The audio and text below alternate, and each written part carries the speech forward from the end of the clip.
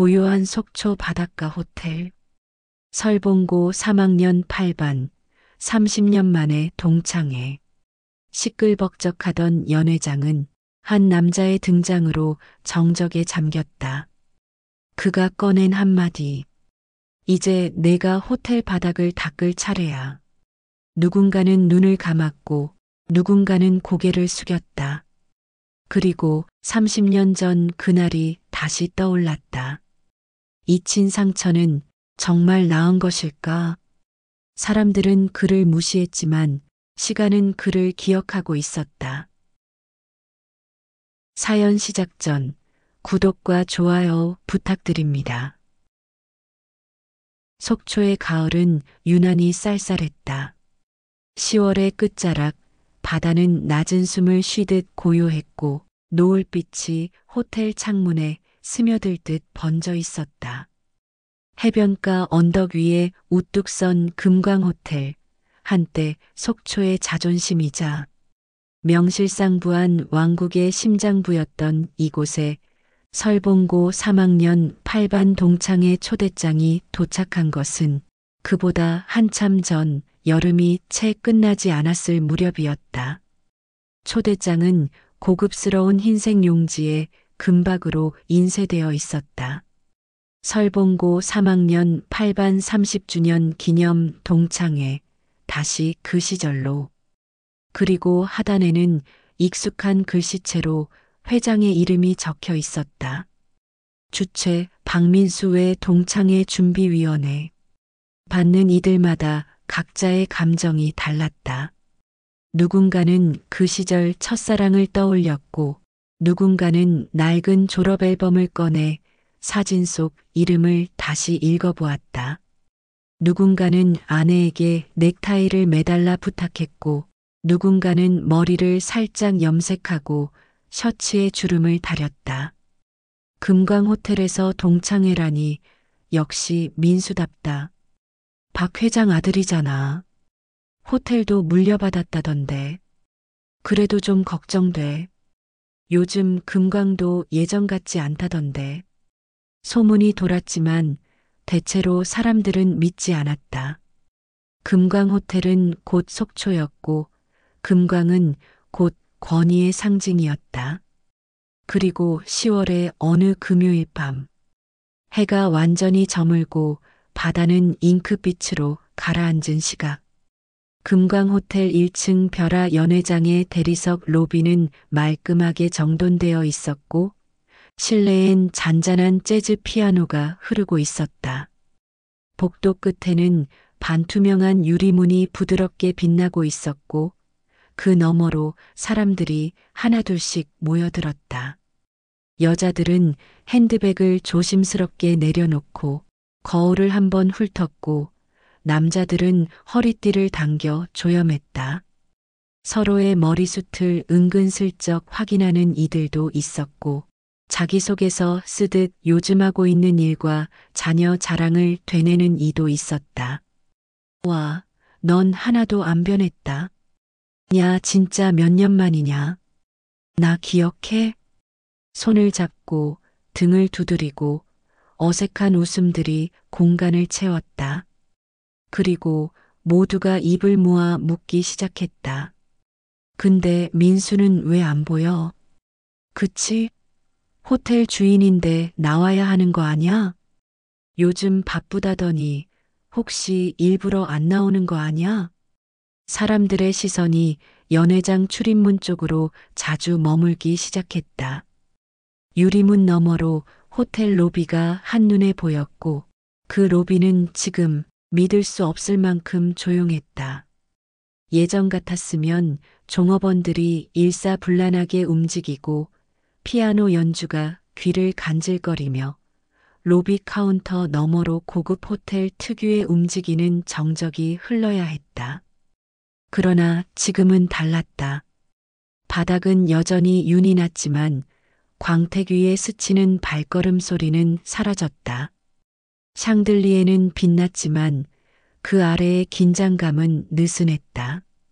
금광호텔은 여전히 금빛이었지만 어딘가 싸늘했다. 누군가 중얼거렸다. 진짜 금광 망한 거 아니야? 말도 안 돼.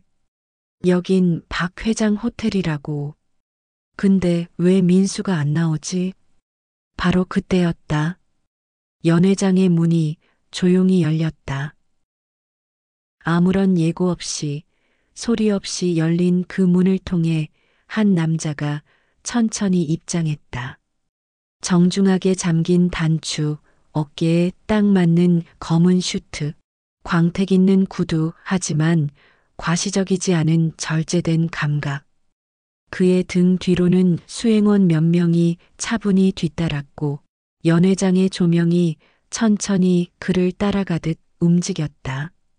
사람들은 웅성거렸다. 누구야? 연예인인가? 아니 어디서 많이 본 얼굴인데. 그리고 마침내 그 남자가 단상 앞으로 다가서며 고개를 들었다. 그 순간 누군가가 낮게 탄성을 내뱉었다. 김재훈? 잠깐 정적이 흘렀다. 아주 짧은 순간 연 회장의 시간이 멈춘 듯 했다. 기억 속에서 그 이름은 한별호텔의 초라한 간판과 함께 묶여 있었다. 낡은 도시락, 운동장에서 넘어졌던 소년, 항상 교실 뒷자리에 앉아 조용히 창밖을 바라보던 아이. 청소나 하면서 살아라. 라는 말을 듣던 그 김재훈이었다. 하지만 지금 그가 입고 있는 옷, 뿜어내는 분위기, 자신감 있는 눈빛, 그 모든 것이 과거의 그 소년과는 전혀 다른 사람임을 증명하고 있었다. 그가 조용히 명함을 꺼내 들었다. 김재훈 대표이사 블루아일랜드 코리아. 그리고 말했다. 안녕하십니까. 금광호텔은 오늘부로 블루아일랜드 인터내셔널에 매각되었으며 앞으로 블루아일랜드 속초점으로 새롭게 운영될 예정입니다. 그리고 저는 이 호텔의 새로운 대표 김재훈입니다. 연 회장 전체가 고요에 침묵했다. 누구도 잔을 들지 못했고 누구도 웃지 않았다. 금광호텔은 무너졌고 김재훈은 돌아왔다. 그 순간 누군가 출입구 쪽에서 슬그머니 움직였다. 박민수, 넥타이를 헐겁게 맨 채 조용히 자리를 피하려던 그에게 김재훈은 마지막 말을 던졌다. 박민수 씨, 이 호텔 청소는 이제 당신 차례입니다. 이 말은 선언이었고 판결이었으며 30년 전 한 소년이 받아야 했던 조롱을 그 말 그대로 돌려주는 복수의 서막이었다. 연 회장은 여전히 침묵 속에 있었다. 그러나 공기는 변했다. 그날 밤 속초는 조용히 하지만 분명하게 새로운 질서로 기울기 시작했다. 김재훈은 단상 위에 선 채 한순간 말을 멈췄다. 무대 위 조명이 그의 눈동자에 닿았고 그 빛 너머로 과거의 장면이 흘러들었다.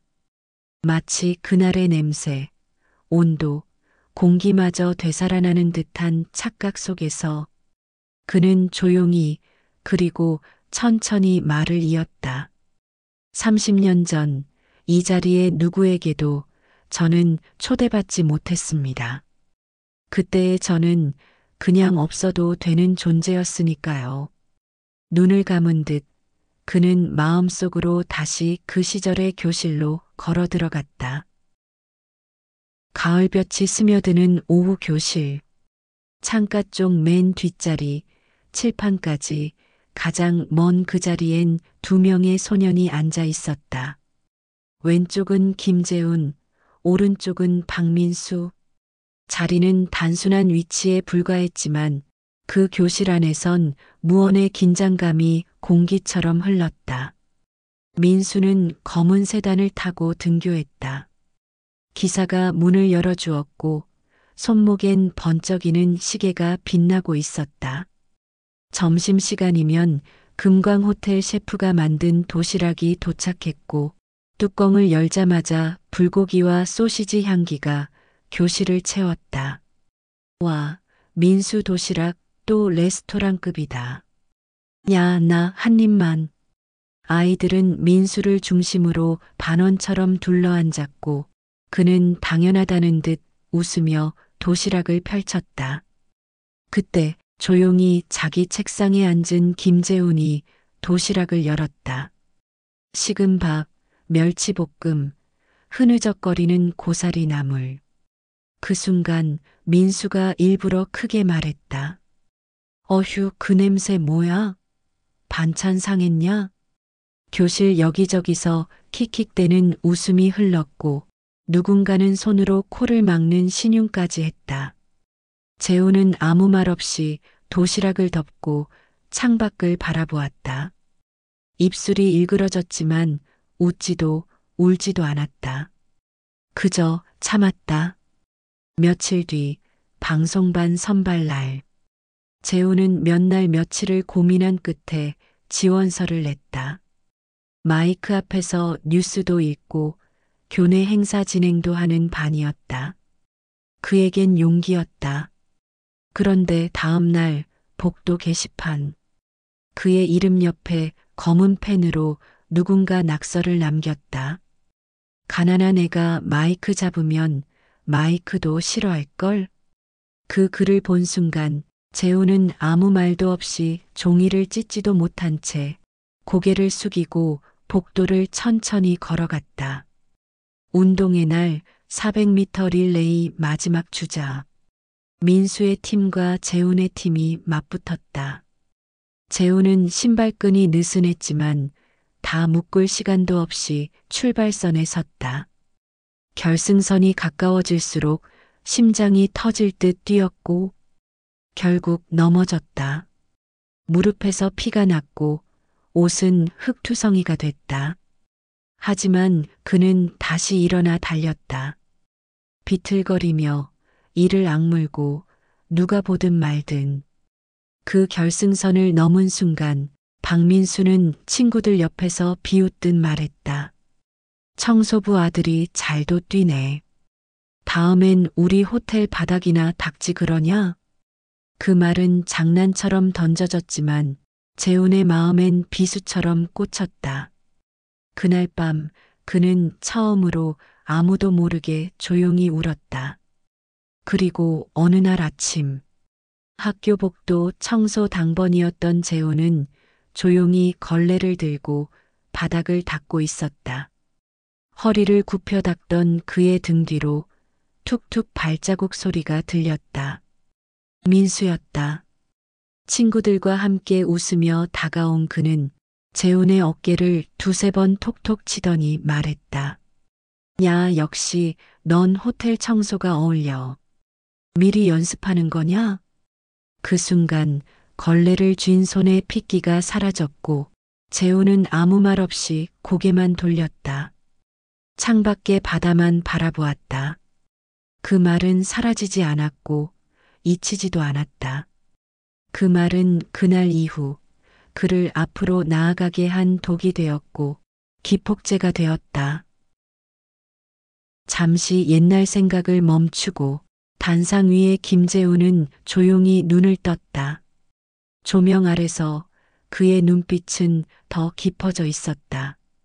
그 말, 넌 호텔 청소가 어울린다라는 말.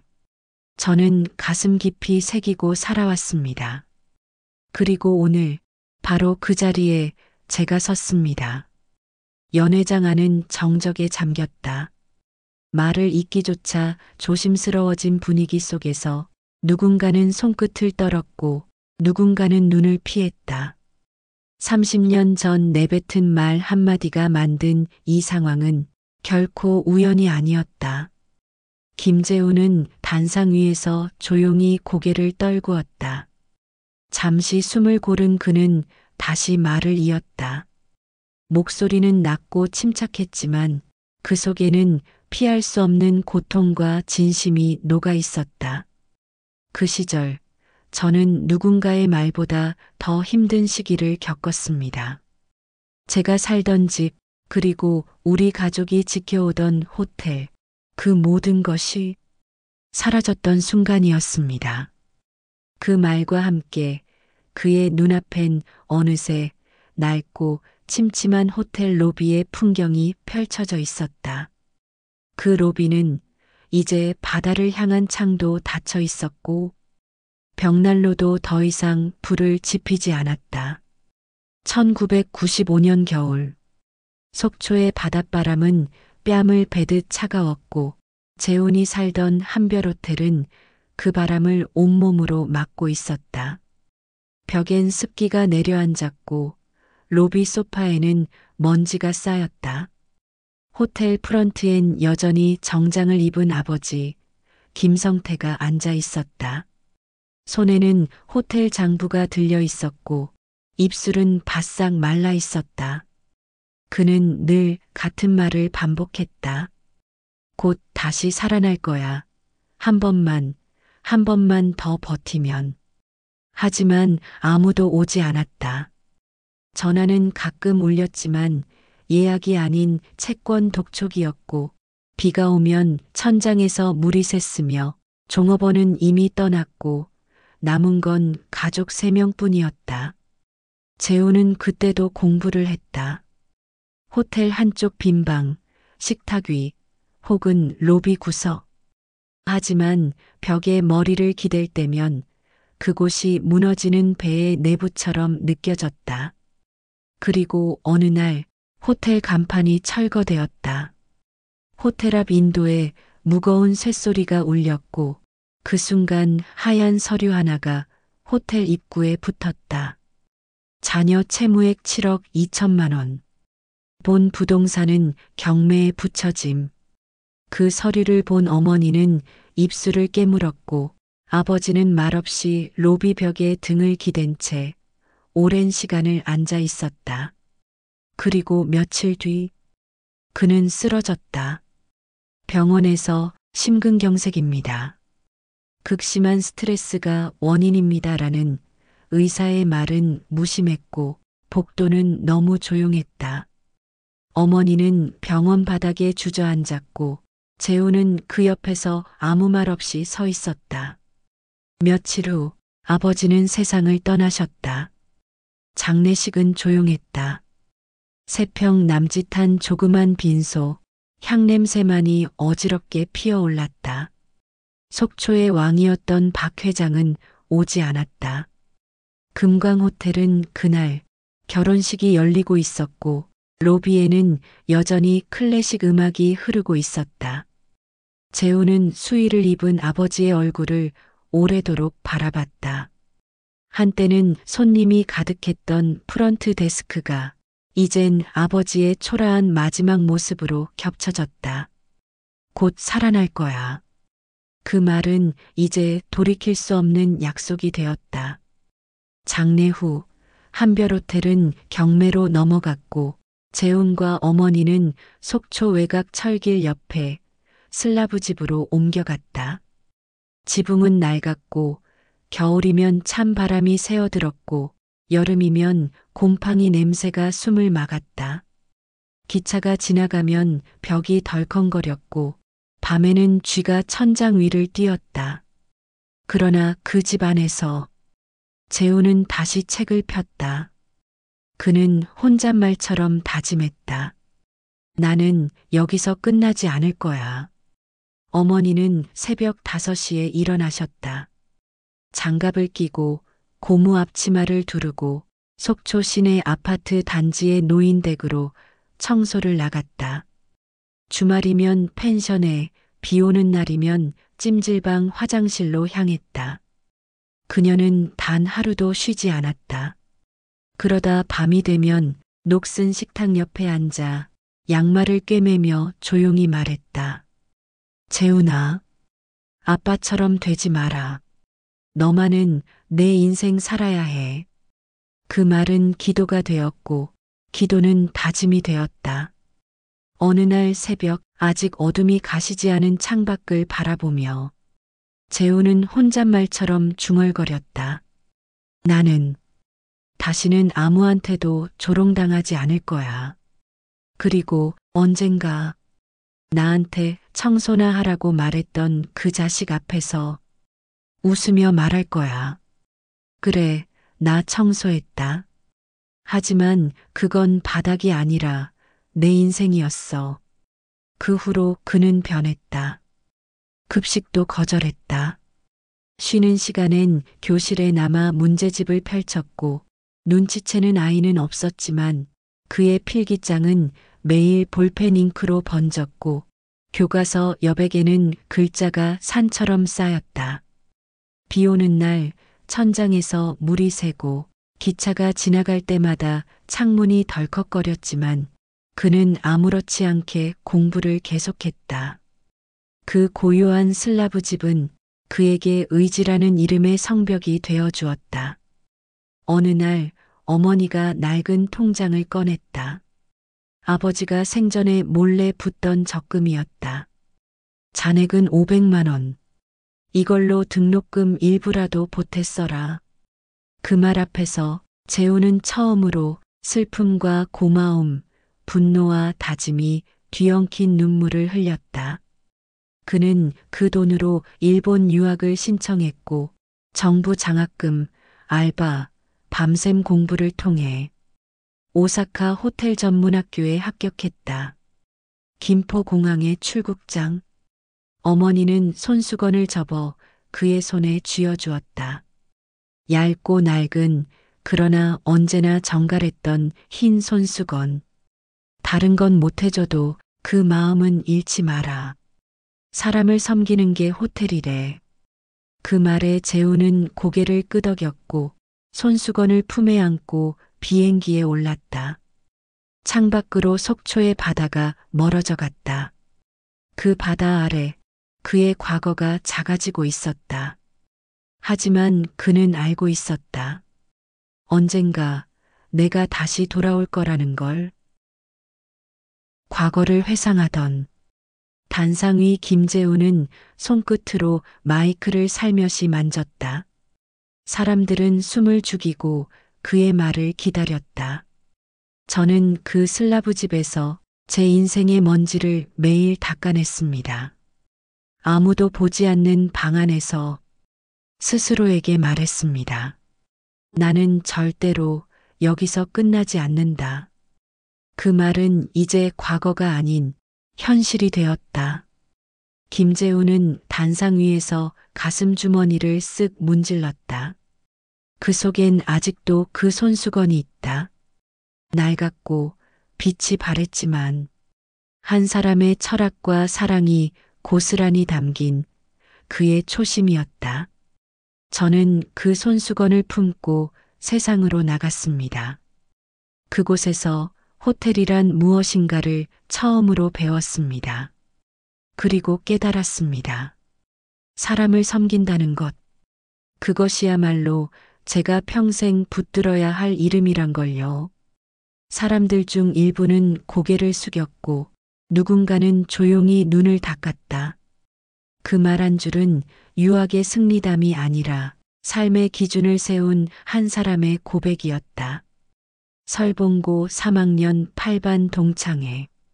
금광호텔 1층 연회장, 벼라홀. 사람들의 머릿속엔 이제 김재훈이라는 이름이 너무도 낯설고도 강렬하게 남았다.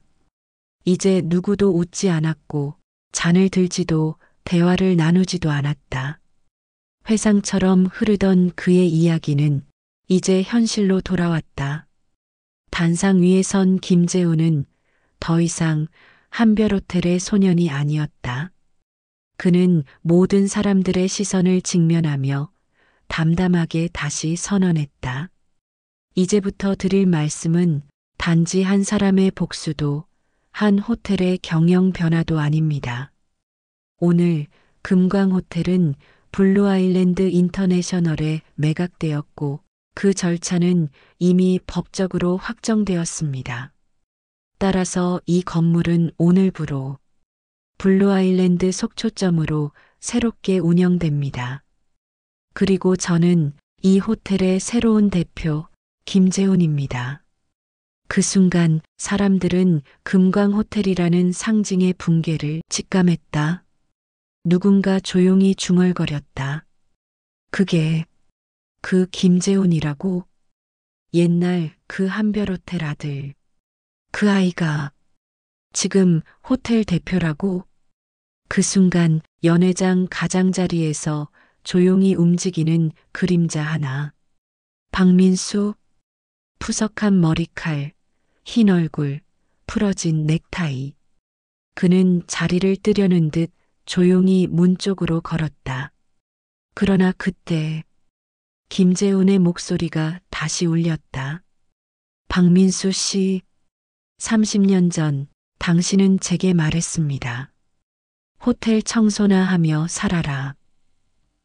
그 말은 누군가에겐 웃자고 한 한마디였겠지만 그는 목소리를 잠시 멈추고 청중을 다시 한번 바라보았다. 저에게는 존재 자체를 부정당하는 저주였습니다. 저는 그 말 하나로 무너졌고 그 말 하나로 다시 일어섰습니다. 그는 단상 아래 문을 향해 서 있는 민수의 등을 바라보며 말했다. 그 말의 무게를 돌려드릴 차례입니다. 이 호텔 청소는 이제 당신 차례입니다. 연회장은 무너지는 성벽 같았다. 처음엔 아무도 반응하지 못했지만 누군가 조용히 숨을 들이켰고 그 숨결이 불씨처럼 퍼져갔다. 누군가는 고개를 들었고 누군가는 고개를 떨구었다. 하지만 모두가 느꼈다. 30년 전의 질서, 말의 위계, 눈에 보이지 않던 위아래가 지금 이 순간 깨졌다는 것을. 박민수는 문 앞에 멈춰섰다. 누구보다 당황했고 누구보다 침묵 속에서 괴로웠다. 그러나 그를 향한 마지막 말이 날아왔다. 민수. 그 말에 그는 돌아섰다. 나는 내 말대로 청소하며 살았어. 하지만 그 청소는 바닥을 닦는 게 아니라 내 삶의 먼지를 지워내는 과정이었다. 청중 사이에 처음으로 조용한 박수가 일기 시작했다. 처음엔 단 한 사람, 그 다음 두 사람, 곧 연회장 전체가 가슴을 후벼 팠던 말 한마디의 복원과 시간의 정의를 향해 박수를 보냈다. 그날 밤 금광호텔 연회장에 울린 그 박수는 성공한 사업가 김재훈을 향한 환호가 아니었다. 그건 존엄을 지킨 한 사람, 그리고 무너지지 않고 돌아온 한 사람에게 바치는 속초의 오랜 빚을 갚는 박수였다. 동창회는 끝났다. 사람들은 삼삼오오 떠났고 연회장 조명은 하나둘씩 꺼져갔다. 하지만 금광호텔 옥상 정원엔 아직 불이 꺼지지 않았다. 바닷바람이 조용히 불고 있었고 하늘엔 구름 사이로 별빛이 희미하게 내려앉았다. 그 벤치 위에 김재훈이 앉아 있었다. 얇은 정장에 손에는 홍차 한 잔을 들고 있었다. 잔은 따뜻했지만 마음속엔 아직도 미지근한 감정이 맴돌고 있었다. 30년이라는 시간의 무게, 한마디 말의 상처, 그리고 그 상처로부터 자신을 지켜낸 시간들. 그는 천천히 찻잔을 내려놓았다. 그리고 멀리 수평선 위로 시선을 던졌다. 그때였다. 철컥하고 조심스럽게 여닫히는 문소리. 낡은 힌지에서 삐걱거리는 소리가 잠시 울렸다. 그는 고개를 돌리지 않아도 알 수 있었다. 박민수, 그도 알고 있었다. 이 시간에 이 자리까지 올라올 수 있는 사람은 단 한 명뿐이라는 걸. 민수는 천천히 벤치 쪽으로 걸어왔다. 회색 계통의 울코트를 입고 있었지만 표정은 추위 때문이 아닌 속죄의 떨림으로 경직돼 있었다. 그는 재훈과 약간 거리를 두고 옆에 앉았다. 두 사람 사이엔 홍차 한 잔의 거리, 그리고 30년의 시간이 놓여 있었다.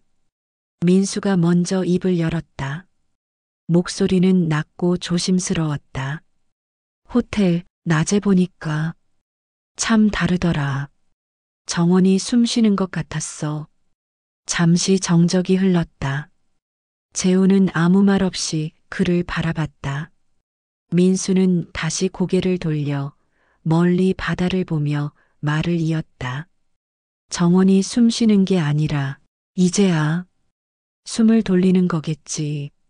그 말에 재우는 고개를 끄덕이지도 부정하지도 않았다. 그저 가만히. 민수는 손을 무릎 위에 모았다. 손끝이 떨렸다. 그는 한참을 말없이 있다가 입을 열었다. 사실 오늘 여기 올까 말까 정말 고민했어. 동창회도 내 발표도 감당할 자신이 없었어. 그는 숨을 길게 내쉬었다. 마치 지난 시간 동안 묵혀뒀던 죄의 공기를 토해내듯. 30년 전 호텔 청소나 하면서 살아라. 그 말 기억나? 그땐 그냥 웃기려고 가볍게 던졌는데 그게 사람을 그렇게 망가뜨릴 줄은 몰랐어. 그 말에 재훈의 눈이 잠시 흔들렸다. 그의 기억 속 도시락을 덮던 손, 운동회에서 까진 무릎, 슬라브 집의 새벽, 손수건이 교차에 흘렀다. 하지만 그는 말없이 고개를 숙였다. 민수는 조용히 말을 이었다. 그 후로 난 내가 누구를 망가뜨렸는지도 모른 채 살았어. 아버지한테 인정받고 싶었고 그 기대에 맞춰 살아야 한다는 생각만 했지. 근데 오늘 너 보면서 깨달았어. 난 한 번도 진짜 나 자신을 마주한 적이 없었더라. 재우는 그제야 눈을 들었다. 민수의 눈엔 분명히 보였다. 수치심, 후회, 그리고 정말 말하고 싶었던 진심. 민수가 마지막으로 말했다. 재훈아, 정말 미안하다. 너에게, 내 어머니에게, 그리고 그 시절의 나 자신에게까지. 그 말은 그가 평생 쌓아온 모든 가식과 껍질을 벗긴 고백이었다. 재훈은 말없이 자리에서 일어났다. 민수는 그가 떠날까 두려워 고개를 숙였지만 곧 재훈은 그 앞에 조용히 섰다. 그리고 민수의 어깨를 툭 가볍게 두드렸다. 기억해, 민수야. 난 내 말대로 청소하며 살았어. 하지만 그 청소는 바닥을 닦는 게 아니라 내 삶의 먼지를 하나씩 걷어내는 과정이었어. 민수는 그 말에 고개를 들었다. 그의 눈엔 놀람과 안도, 그리고 묵은 짐이 녹아내리는 듯한 감정이 맺혔다. 재훈은 처음으로 아주 조용히 웃었다. 그 미소는 복수자의 표정이 아니라 시간을 견딘 사람만이 가질 수 있는 용서의 표정이었다. 그리고 이제 나도 나 자신을 용서할 때가 된 것 같아. 그러니까 너도 그렇게 해. 그리고 그가 덧붙였다. 우리 둘 이 바닷가에서 다시 시작하자. 이번엔 싸움이 아니라 진짜 호텔을 함께 만들어 보는 거야. 과거가 아닌 미래를 위해. 민수는 말없이 고개를 끄덕였다. 그 대답은 말이 아니라 두 사람 사이에 걸리는 새로운 약속이었다. 바닷바람이 두 사람의 옷을 살짝 흔들었다. 그건 추위가 아니라 과거를 지나 앞으로 부는 바람이었다. 그리고 그날 밤 두 사람의 그림자가 나란히 벤치 뒤로 드리워졌다.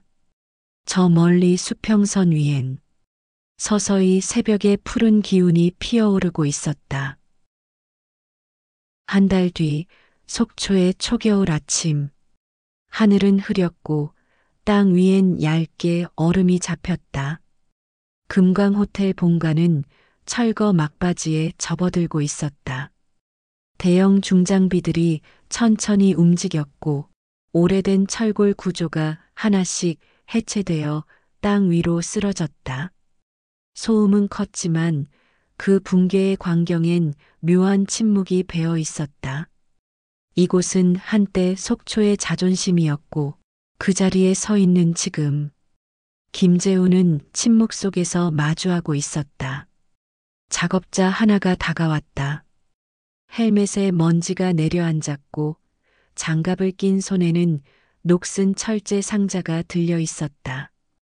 김 사장님, 지하 보일러실 벽면 철거 중에 이걸 발견했습니다. 시멘트 뒤에 막혀 있던 공간에서 나왔습니다. 김재우는 그 상자를 조심스럽게 받았다.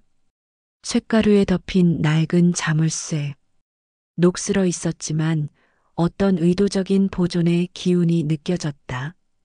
그는 상자를 열었다. 먼지와 습기에 물든 종이 다발. 그중 가장 위에 놓인 건 붓글씨로 쓰인 이름. 박만호, 김성태. 그는 숨을 멈췄다. 그리고 다음 장, 한 장, 또 한 장을 넘기던 중 그는 눈을 의심했다. 한별호텔과 금광호텔이 나란히 연결된 도면. 이건 단순한 개별 건축 설계가 아니었다. 한별 금광 복합 리조트 통합 구상안. 그리고 마지막 장, 하단 여백에는 손글씨로 쓰인 메모가 있었다. 한때는 적이었지만 미래는 함께여야 한다. 그 순간 재우는 두 손에서 도면을 떨어뜨릴 뻔했다. 아버지, 누군가가 뒤에서 조심스럽게 말을 걸었다. 재훈아, 박민수. 그는 추운 날씨에도 작업조끼에 헬멧만 쓰고 얼굴은 잿빛처럼 굳어 있었다. 재훈은 도면을 들고 민수에게 물었다. 이거 너도 본 적 있어? 민수는 잠시 눈을 감고 오래된 기억을 천천히 더듬듯 고개를 끄덕였다. 며칠 전에 아버지 유품 정리하다가 같은 도면을 봤어. 처음엔 그냥 어이없는 망상이라 생각했지. 두 분이 그렇게 사이 안 좋았는데 설마 싶었거든. 그는 고개를 들고 재훈을 바라봤다. 근데 오늘 너한테 말해야겠단 생각이 들었어. 두 사람은 함께 도면을 펼쳐들고 섰다. 먼지와 철거 잔해가 날리는 그 한가운데 거기엔 젊은 시절의 박만호와 김성태 두 사람의 숨겨진 꿈이 남겨져 있었다. 경쟁자였고 때로는 적으로 싸웠지만 아마도 어딘가에서 그들은 서로를 인정하고 있었던 것이다. 민수가 말했다. 내가 금광을 지키려 애썼던 이유, 이제야 좀 알 것 같아.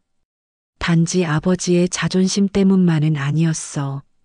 어쩌면 나도 모르게 너희 아버지와의 기억이 남아 있었던 것 같아.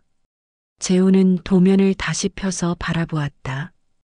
눈길은 종이 위 선을 따라 움직였고 그 선은 두 호텔을 하나로 잇고 있었다.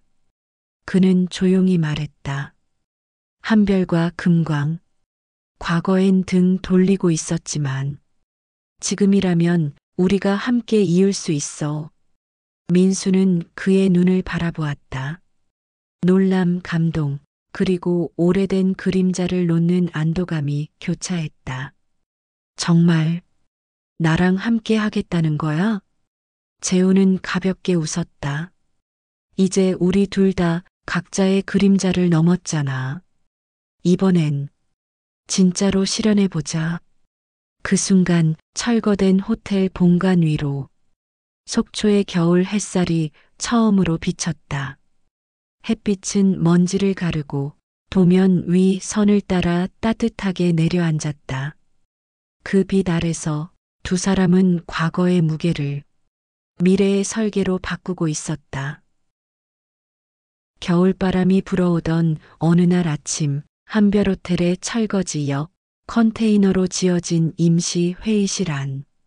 난방기 소리만이 낮게 울리고 그 안엔 두 사람이 앉아 있었다. 김재훈과 박민수. 책상 위에는 도시 설계도, 투자 제안서, 그리고 낡은 도면 옆에 새롭게 그려진 복합 리조트 마스터 플랜이 놓여 있었다. 그 한가운데 두 장의 명함이 나란히 놓였다. 김재훈 대표이사 블루아일랜드 코리아. 박민수 공동기획 총괄 라이트 오션. 재훈은 노트북 화면을 돌려 민수에게 보여주었다. 거기엔 새롭게 완성된 프로젝트 로고가 떠 있었다. 곡선으로 교차된 두 개의 파도. 그 안엔 숨은 이니셜이 있었다. H 한별, G 금광. 민수는 그것을 가만히 들여다보다 말했다. 이제야 금광이 진짜 빛을 가지는 것 같아. 화면 아래에는 브랜드 슬로건이 함께 떠올랐다. 상처에서 세계로, 그리고 다시 빛으로. 김재훈이 말했다. 우리가 이 지점들을 잇는다면 단순한 호텔 체인이 아니라 감정의 복원지, 치유의 플랫폼이 될 수 있어. 민수는 고개를 끄덕였지만 망설이다 조용히 입을 열었다. 근데 솔직히 아직도 믿기지가 않아. 내가 그렇게 너를 무너뜨렸는데 지금 이렇게 내 옆에 있다는 게. 재훈은 그 말에 고개를 저었다. 넌 날 무너뜨린 게 아니야. 넌 내 인생을 다시 세울 연료가 되어준 거야. 민수의 눈가에 이슬이 맺혔다. 그건 후회의 눈물이 아니라 새로운 책임을 받아들이는 사람의 다짐이었다. 며칠 뒤 속초시청 국제 컨벤션홀.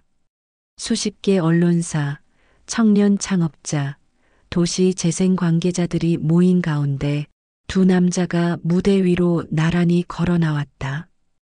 플래시가 터졌다. 카메라가 그들을 따라 움직였다. 먼저 마이크를 잡은 건 김재훈. 금광호텔과 한별호텔은 오랫동안 서로 등을 돌려온 건물이었습니다. 하지만 우리는 그 두 건물 위에 더 큰 미래를 올리기로 했습니다. 이 프로젝트는 단지 호텔 재건이 아닙니다. 기억의 복원소, 상처의 회복 지점입니다. 그리고 그것이 바로 라이트 오션입니다. 이어 마이크를 잡은 박민수. 그는 천천히 숨을 고르고 낮고 단단한 목소리로 말했다. 이 프로젝트는 제게 개인적인 화해의 기록입니다. 하지만 동시에 이 도시 속 수많은 사람들에게 다시 시작할 수 있다는 신호가 되길 바랍니다. 기자들이 손을 들었다. 왜 첫 지점이 속초인가요? 두 분은 어떻게 함께 일하게 되었나요? 라이트 오션만의 차별점은요?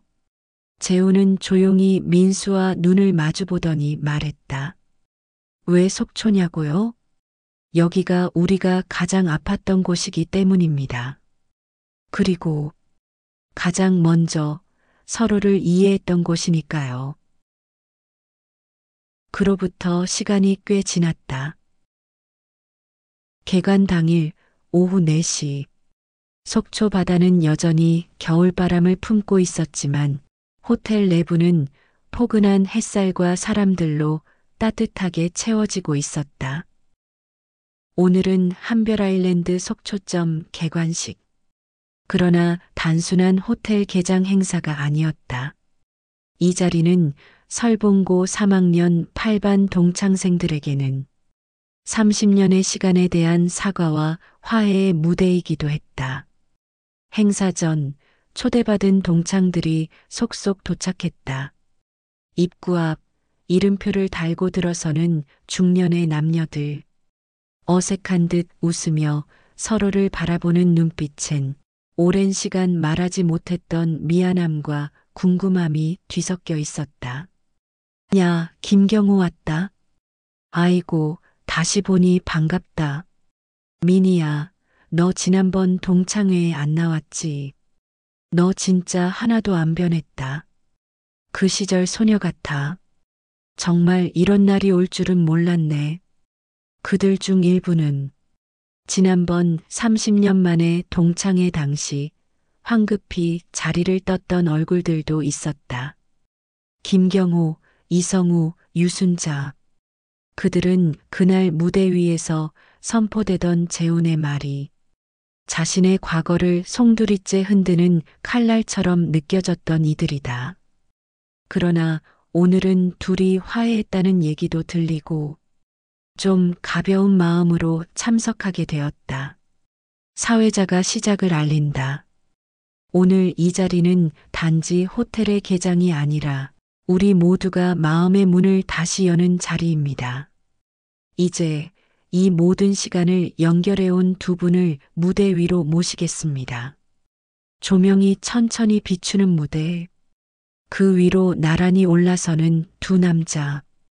김재훈은 오늘도 깔끔한 정장에 샤프한 외모를 하고 있었고, 박민수는 다크브라운 정장에 화려한 노랑 넥타이를 하고 있었다. 먼저 박민수가 말한다. 저는 30년 전 어떤 말이 사람을 얼마나 깊게 무너뜨릴 수 있는지 몰랐습니다. 그리고 30년이 지나서야 그 말 한마디의 무게가 내 삶 전체를 가로막고 있었다는 걸 알게 됐습니다. 재훈아, 너는 날 용서했지만 사실 나는 아직도 스스로를 용서하는 중이야. 그래서 오늘 이 자리에서 진심으로 말하고 싶다. 너한테 고맙고 다시 친구가 되어줘서 정말 행복하다. 이번엔 김재훈이 마이크를 잡는다. 30년 전 나에게 가장 괴로웠던 건 민수 너의 말이 아니라 그 말을 아무도 막아주지 않았다는 거였어. 하지만 이제는 알겠어. 우리 모두 그 시절엔 어렸다. 미안하다고 말할 줄 몰랐고 도와달라고 손 내미는 법도 몰랐던 거야. 이 호텔의 이름이 한별인 건 알고 있지? 별 하나. 우리 모두가 서로의 어둠 속에서 작은 빛 하나씩은 될 수 있기를 바라는 마음을 담고 있어. 그래서 오늘 이 자리는 단지 민수와 나의 화해가 아니라 우리 모두의 화해였으면 해. 그 말을 듣던 동창생들 사이로 정민이가 자리에서 조심스럽게 일어섰다. 그녀는 과거 민수 옆에서 웃으며 재훈을 조롱했던 친구 중 하나였다. 재훈아, 그때 나도 그 자리에 있었어. 미안해. 솔직히 내가 여기까지 온 게 믿기지 않아. 그런데 너무 자랑스럽다. 김경호가 뒤이어 일어섰다. 나는 그날 도망치듯 나왔어. 내 과거가 드러날까 무서워서. 근데 지금 생각해보면 그게 더 부끄러운 일이더라. 오늘 너희 둘을 보면서 느꼈다. 이젠 나도 내 과거와 마주할 시간이라고. 유순자도 손에 작은 종이 쪽지를 들고 있었다. 그날 이후로 적어온 일기 중 한 문장을 조용히 읽어내려갔다. 나도 한때는 누군가를 무시했던 사람이었다. 그리고 평생 누군가의 눈치를 보고 살았다. 그런데 이제야 알겠다. 누가 웃든 말든 내 진심을 전하는 게 늦은 건 아니라고. 그 순간 무대 위에서 민수와 재훈이 서로를 끌어안았다. 그 포옹은 허세도 과장도 없었다. 그건 한 시대의 청춘이 서로에게 내린 화해의 사인. 앞에 있던 참석자, 누가 먼저랄 것도 없이 기립박수가 울려 퍼졌다. 거칠고 느렸지만 그 안엔 울컥하는 마음과 지나간 청춘에 대한 헌사가 담겨 있었다. 그들은 모두 그 시절을 잊지 않았다. 대신 그 시절을 용서했고 서로를 껴안았다. 그리고 그 순간 잊혀진 청춘은 다시 누군가의 빛이 되었다. 오늘 사연에서 재훈이는 상처를 외면하지 않고 직면했으며 그 순간부터 상처는 더 이상 아픔이 아닌 새로운 길을 여는 문이 되었습니다. 이 이야기는 단순한 복수가 아닌 그 너머에 있는 용서와 회복입니다. 이것을 통해 민수 역시도 진정한 자신과 마주하고 과거의 그림자에서 벗어나 책임과 변화의 주체로 걸어 나오는 순간을 목격합니다. 지금 이 글을 읽는 여러분도 혹시 마음속 깊이 박혀 있던 누군가의 말이 아직도 지워지지 않으시다면 부디 기억해 주세요. 그 말이 당신을 부쉈을지 몰라도 그 말이 당신의 전부는 아니라는 것을요. 진정한 치유는 과거를 마주하고 나 자신을 있는 그대로 인정하는 순간부터 시작됩니다. 우리는 모두 각자의 과거와 마주하고 그로부터 다시 시작할 수 있지 않을까요?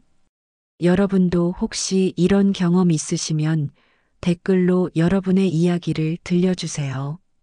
그리고 이런 이야기들이 더 많은 사람들에게 닿을 수 있도록 구독과 좋아요 부탁드립니다.